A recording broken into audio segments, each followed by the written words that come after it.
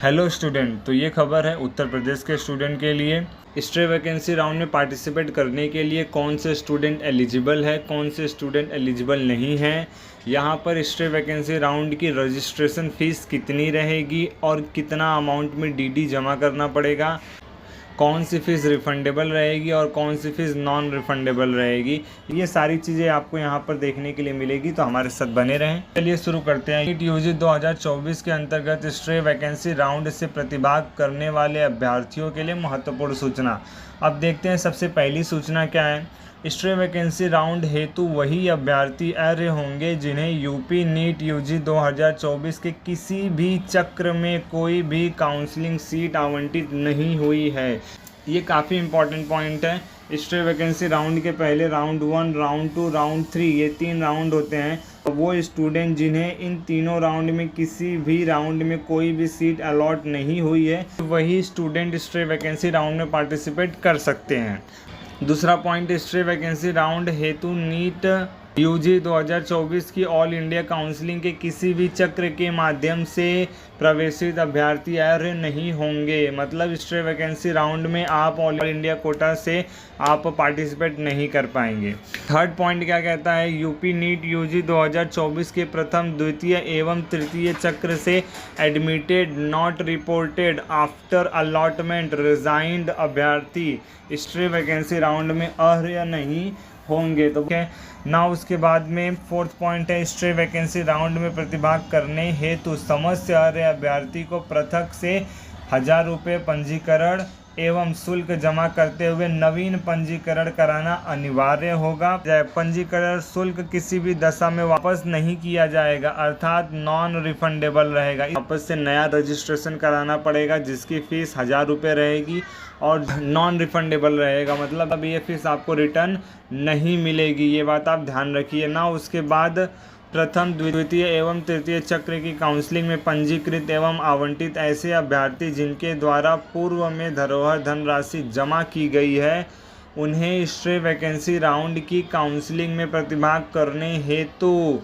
पुनः धरोहर धनराशि जमा करने की आवश्यकता नहीं है। ये बात बहुत इम्पॉर्टेंट है, नहीं है बिल्कुल। ये बहुत से स्टूडेंट के मन में ऐसा डाउट था कि हमने पहले राउंड में या दूसरे या तीसरे राउंड में जो काउंसलिंग हुई थी उसमें हमने रजिस्ट्रेशन किया था और उसी समय हमने 30,000 फॉर गवर्नमेंट कॉलेज के लिए, 2 लाख प्राइवेट कॉलेज के लिए और 1 लाख आपका डेंटल कॉलेज के लिए जो जमा किया था फीस, क्या ये वापस से हमें स्ट्रे वैकेंसी राउंड में जमा करनी होगी? तो नहीं, ऐसा बिल्कुल भी नहीं है। जो पॉइंट है, इस पॉइंट से आपका सब कुछ क्लियर हो गया है। तो नहीं, ऐसा बिल्कुल भी नहीं है। ये जो पॉइंट है, इस पॉइंट से आपका सब कुछ क्लियर हो गया है कि किसी भी तरह की धरोहर धनराशि को जमा करने की आवश्यकता नहीं है। अभ्यर्थी जो पूर्व चक्र की काउंसलिंग में प्रतिभाग नहीं किया है एवं प्रथम बार स्ट्रे वैकेंसी राउंड में की काउंसलिंग में प्रतिभाग कर रहे हैं, उन्हें नियमानुसार धरोहर धनराशि जमा करना अनिवार्य होगा। ये बिल्कुल सही है कि जिसने जो फर्स्ट टाइम अभी स्ट्रे वैकेंसी राउंड में फ्रेश रजिस्ट्रेशन कर रहा है, उसने पहले, दूसरे या तीसरे राउंड में से किसी भी राउंड में रजिस्ट्रेशन नहीं किया या ये जो रजिस्ट्रेशन नहीं किया या सिक्योरिटी मनी जमा नहीं की है, तो ऐसे स्टूडेंट के लिए ये जो सिक्योरिटी मनी है वो जमा करना अनिवार्य रहेगा, वरना उसे आगे की काउंसलिंग में पार्टिसिपेट करने नहीं दिया जाएगा। नाउ यूपी नीट यूजी 2024 के प्रथम, द्वितीय एवं तृतीय चक्र की काउंसलिंग से बीडीएस पाठ्यक्रम में प्रवेशित अभ्यर्थी स्ट्रे वैकेंसी राउंड की एमबीबीएस की पाठ्यक्रम की चॉइस फिलिंग हेतु अर्ह होंगे। ऐसे अभ्यर्थी नियमानुसार राजकीय निजी क्षेत्र के एमबीबीएस पाठ्यक्रम हेतु देय धरोहर धनराशि नियमानुसार ऑनलाइन माध्यम से जमा करना सुनिश्चित करेंगे।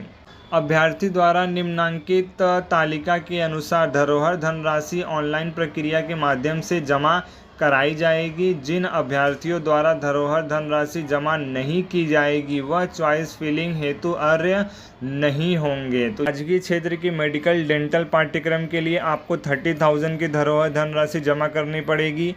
वहीं निजी क्षेत्र के मेडिकल पाठ्यक्रम सीट हेतु आपको 2 लाख की डीडी जमा करनी पड़ेगी।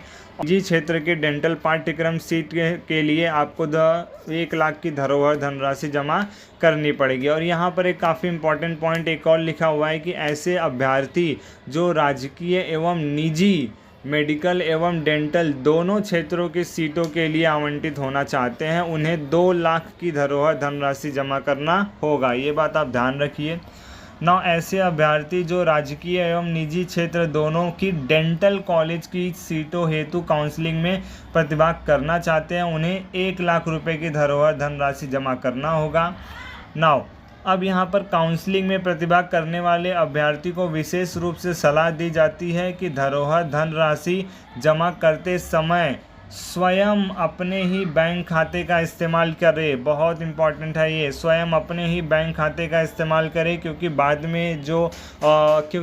में ये जो धरोहर धनराशि है, सिक्योरिटी मनी है, इसे रिफंड किया जाता है तो ये उसी के अकाउंट में जाएगा जिस अकाउंट से इस धरोहर धनराशि को जमा किया गया था। इसीलिए आप सभी ध्यान रखिएगा। समस्त चक्र की काउंसलिंग समाप्त होने के उपरांत अनावंटित एवं प्रवेशित अभ्यर्थियों की धरोहर धनराशि उसी बैंक खाते में नियमानुसार वापस की जाएगी जिस खाते से धरोहर धनराशि का भुगतान किया गया है। तो आप लोग इस बात का ध्यान रखिएगा कि जब आप धरोहर धनराशि दैट इज सिक्योरिटी मनी जमा करें तो आप अपना ही बैंक अकाउंट दें, किसी दूसरे का न दें। नीट यूजी 2024 से अर्ह अभ्यर्थी को पंजीकृत के समय ये वेबसाइट दी गई है। आप इस वेबसाइट का ध्यान रखिए कि वेबसाइट के लिए आपको पंजीकरण कराने के लिए आपको इस वेबसाइट पे जाना होगा upneet.gov.in। पर सभी अभिलेखों का सत्यापन ऑनलाइन माध्यम से आपको कराना होगा। नीट यूजी 2024 में अर्ह अभ्यर्थी को पंजीकरण के समय इस वेबसाइट पर अभिलेखों के ऑनलाइन सत्यापन हेतु अभ्यर्थी द्वारा निम्नलिखित अभिलेखों को upneet.gov.in पर अपलोड करना पड़ेगा। कौन कौन से डॉक्यूमेंट आपको लगेंगे अपलोड करने के लिए, तो ये देखिए, ये सारे डॉक्यूमेंट यहाँ पर दिए गए हैं। हाई स्कूल की मार्कशीट एवं प्रमाण पत्र, इंटरमीडिएट की मार्कशीट, आरक्षित से संबंधित प्रमाण पत्र एवं मार्कशीट। आप OBC, SC, ST, EWS, ex army, NCC, FF, PWD ये सब से अगर बिलोंग करते हैं तो आपको इनके सर्टिफिकेट भी अपलोड करने पड़ेंगे।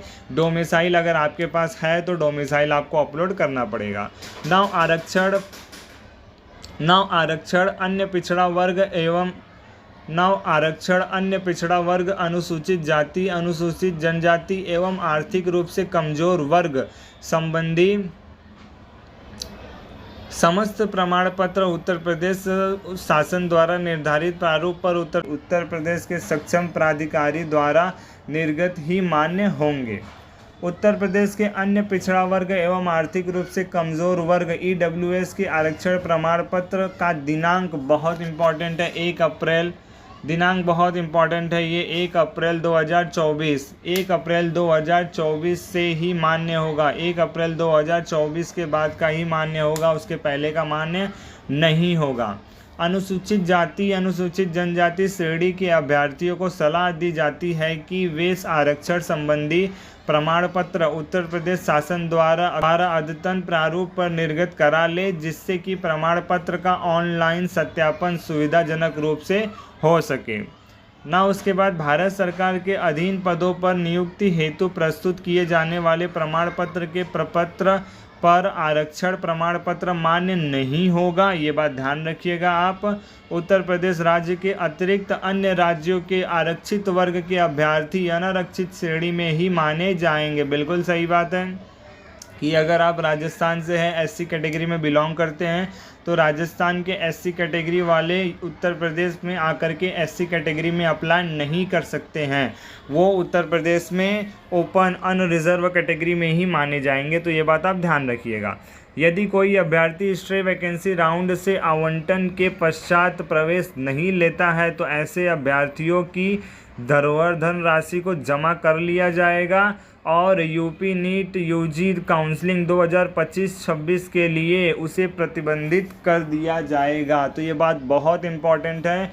आप सभी स्टूडेंट इस बात का ध्यान रखिएगा। अगर आप स्टे वैकेंसी में चॉइस फिलिंग कर रहे हैं तो एकदम ध्यान से चॉइस फिलिंग करिएगा। आपको जिस कॉलेज में लेना है एडमिशन उसी कॉलेज का नाम डालिएगा। अगर दूसरे कॉलेज में एडमिशन आ गया और आप ऐसा समझ रहे हैं कि मुझे एडमिशन नहीं लेना है, मैं इसे छोड़ दूंगा, तो आप ये समझ लीजिए कि आप परेशानी में पड़ जाएंगे। यूपी नीट यूजी 2024 का शासनादेश एवं ब्रोशर विभागीय वेबसाइट upneet.gov.in तथा dgme.up.gov.in पर उपलब्ध है। यहाँ से आप देख लीजिए। तो जो भी इंफॉर्मेशन रहेगी आपको 2 वेबसाइट दी गई है। इस वेबसाइट पर आप रेगुलरली अपडेट करते, इस वेबसाइट पर आप रेगुलरली चेक करते रहिए। सारी के सारी इन्फॉर्मेशन इसी वेबसाइट पर मिलेगी। ऐसे और भी इन्फॉर्मेशन के लिए हमारे साथ बने रहें। Thank you.